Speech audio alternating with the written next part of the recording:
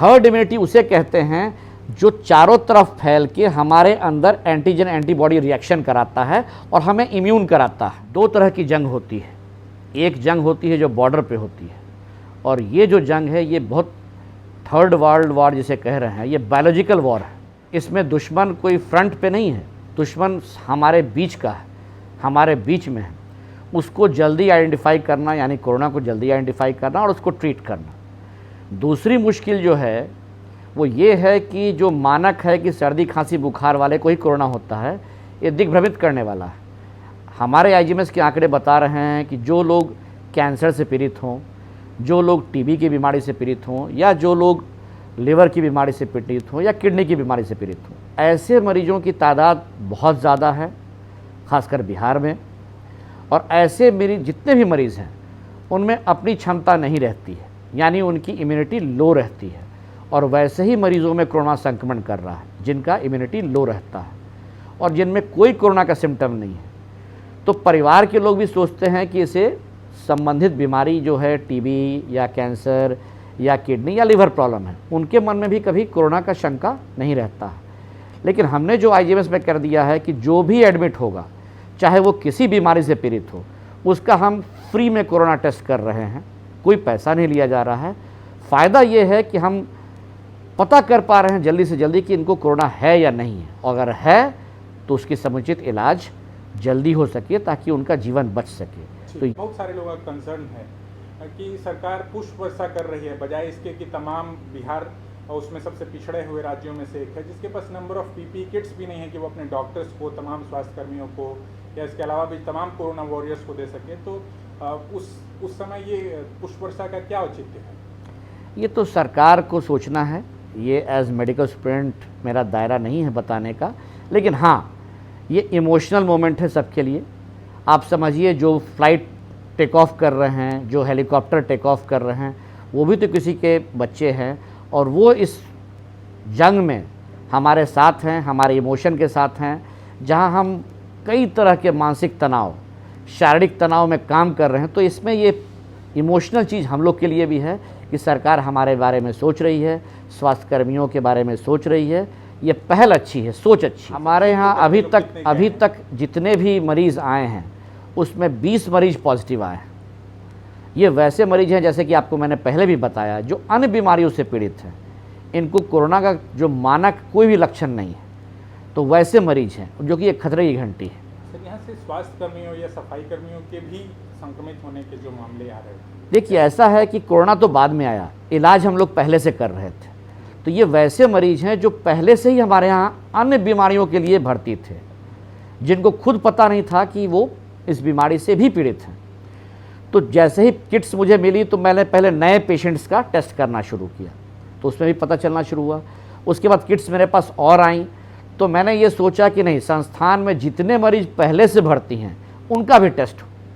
और उसमें जब चेक करना शुरू किया तो मुझे तादाद नंबर्स इतनी ज़्यादा थी, एक दिन मैंने ऑड नंबर्स की टेस्ट की, एक दिन में इवन नंबर्स की टेस्ट की, ताकि किट्स की व्यवस्था मैं पूरी तरह से कर सकूँ। और वैसे मरीज़ जो पहले से भर्ती थे उनमें जब टेस्ट किया तो वैसे 3 मरीज आए जो कि पहले से किसी अन्य बीमारियों के लिए, एक टीबी की बीमारी से, दूसरा लिवर की बीमारी से, और तीसरा जो है वो अन्य बीमारी पेट की दर्द से भर्ती था। तो इनमें पॉजिटिविटी पहले से थी, ये भर्ती पहले से थे अन्य बीमारियों के लिए, जो कि न उन्हें पता था न हमें पता था। और इनसे फिर जो चेन शुरू हुआ उसको भी मेरी प्राथमिकता थी कि खोजूं।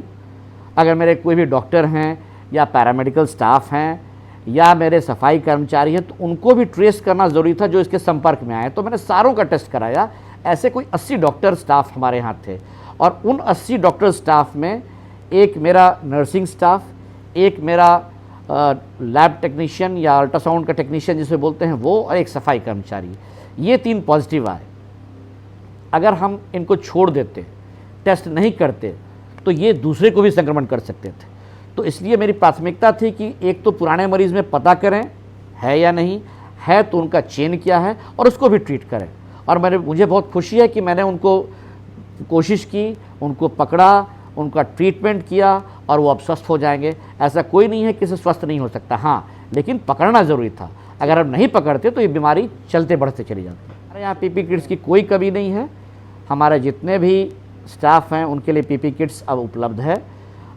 मानक है कि हर जगह पीपी किट की ज़रूरत नहीं पड़ती है। जो लोग डायरेक्ट संपर्क में हैं, जैसे जो ऑपरेशन कर रहा हो, पॉजिटिव है नेगेटिव है वो मतलब नहीं, लेकिन वो ऑपरेट कर रहा हो, तो जब बेहोशी की दवा दी जाती है तो वो डायरेक्ट संपर्क में रहता है। या कोई एंडोस्कोपी कर रहा हो, या कोई ईएनटी में मुंह में डाल के मशीन देख रहा हो, नाक में डाल के मशीन, तो वो डायरेक्ट कांटेक्ट हो गया, जहाँ एकदम आप नज़दीक है मरीज़ के। या डेंटल का काम, आप जानते हैं कि टेबल रहता है, कुर्सी रहता है, उस पर पेशेंट रहता है और डॉक्टर उसके बिल्कुल नज़दीक रहता है, तो वैसे में संपर्क का जो एरिया होता है वो काफ़ी नज़दीक हो जाता है। वैसे लोग में पीपी किट की ज़रूरत पड़ती है, अन्यथा सब जगह पीपी किट की ज़रूरत नहीं होती है। आप लोग भी हर जगह काम कर रहे हैं, लगातार घूम रहे हैं, कवरेज कर रहे हैं, तो ऐसा तो नहीं है कि आप फर्श में पीपी किट में घूम रहे हैं। इसलिए ये हवा में है, हवा में है तो ऐसे में तो जो भी बाहर निकला उसको संक्रमित हो जाना चाहिए, लेकिन वो तो नहीं हो रहा है। ऐसा भी देखा जा रहा है कि ऐसा नहीं किसी में कोई मरीज में पॉजिटिव है तो पूरा रूम का रूम पॉजिटिव हो जा रहा है, वो भी बात नहीं है। लेकिन हाँ, हमें सतर्कता रहना है, हमें जागरूक रहना है, हमें सफाई करनी है, ये प्राथमिकता होनी चाहिए। तो सर यहाँ से या आमतौर पे ऐसा देखा गया है जो भारत के में जो कोरोना से पॉजिटिव है लेकिन उनमें लक्षण नहीं दिखाई देते। बिल्कुल। तो ये कितना मुश्किल हो जाता है मेडिकल टर्म में आप लोगों के लिए या खुद उनके लिए, क्योंकि अगर मान लीजिए किसी को सर्दी खांसी होता तो वो एक समय सोचता है जो कोरोना टेस्ट करा ले, अगर नहीं होता है तो फिर नहीं आता है, लेकिन उसमें कोरोना तो रहता है। तो ये कितना मुश्किल है मेडिकल के लिए और आप लोगों के लिए? यही मैं कह रहा हूँ कि इसमें जो बीमारी ऐसी है ये कि हमारे चारों तरफ है, ज़रूरी है कि कितना जल्दी हम इसे पकड़ पाते हैं। ज़्यादा से ज़्यादा टेस्ट कराते हैं, और जितना जल्दी ये टेस्ट कराएं तभी वो पॉजिटिव या नेगेटिव हो सकता है। दूसरी बीमारी दिक्कत ये भी है कि कोई अगर पॉजिटिव हो गया तो उसमें इम्यूनिटी डेवलप हो जाती है, वो बेटर हो सकता है, लेकिन उसमें अगर पता ही नहीं चले तब मुश्किल है। या वो अन्य बीमारियों से भी पीड़ित है, जैसे कि अगर आप बिहार का मामला देखें, जो पहला केस हमारा था एम्स पटना का, उसमें वो किडनी पेशेंट्स था, किडनी फेलियर का पेशेंट्स था। दूसरा मरीज जो डेथ हुआ वो भी अन्य बीमारी से पीड़ित था। तीसरा जो रिसेंट अभी 2 दिन पहले हुआ वो कैंसर का पेशेंट था, तो वो कोरोना से नहीं मरा, वो कैंसर के मरीज से। तो ये देखना होगा हमें कि हमको भयभीत या हमारे समाज को भयभीत नहीं होना है। आप लोग के माध्यम से मैं कहना चाहूँगा कि लोग भयभीत नहीं हो, लोग जागरूक हों, लोग स्वस्थ रहें, प्रॉपर सैनिटाइजेशन मेंटेन करें, हाथ धोएं। सैनिटाइजेशन का मतलब कि सैनिटाइजर से आप धोएं ये बिल्कुल नहीं है, आप साबुन पानी से भी धो सकते हैं। आपके पास मान लीजिए मास्क नहीं है, आप रुमाल से भी ढक सकते हैं, क्योंकि बैरियर चाहिए, बैरियर बचाव है, वो आप कैसे भी कर सकते हैं, उसको फॉलो करना है। और अगर आपको सिम्टम लगे या ना लगे, शक भी लगे, तो टेस्ट जरूर करानी चाहिए। सरकार फ्री टेस्ट करवा रही है, इसलिए मुझे नहीं लगता किसी को प्रॉब्लम होना चाहिए टेस्ट कराने में। बहुत लोग सर्दी खांसी के आते हैं, डरे रहते हैं, अगर हम लोग उनको ऑफर भी करते तो भागने लगते हैं। ऐसे भी केस आए जिनको पकड़ के करवाना पड़ा मुझे।